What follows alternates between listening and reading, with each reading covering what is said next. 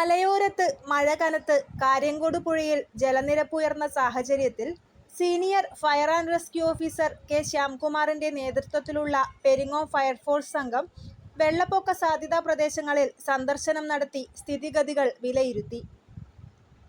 ചെറുപുഴ, കോഴിച്ചാൽ ഉന്നതി, കാനം വയൽ ഉന്നതി, പാലാവയൽ തുടങ്ങിയിടങ്ങളിൽ സന്ദർശിച്ച് പുഴയോരത്തെ ജനങ്ങൾക്ക് സുരക്ഷാ നിർദ്ദേശങ്ങൾ നൽകുകയും അടിയന്തര സാഹചര്യങ്ങളിൽ സുരക്ഷിത സ്ഥാനങ്ങളിലേക്ക് മാറുവാൻ നിർദ്ദേശം നൽകുകയും ചെയ്തു.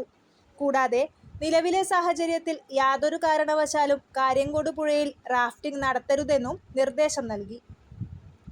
അടിയന്തര സാഹചര്യങ്ങളിൽ ഫയർഫോഴ്സ്, പോലീസ്, പഞ്ചായത്ത്, റവന്യൂ അധികൃതരെ വിവരമറിയിക്കണമെന്ന് പെരിങ്ങോം ഫയർഫോഴ്സ് അധികൃതർ അറിയിച്ചു.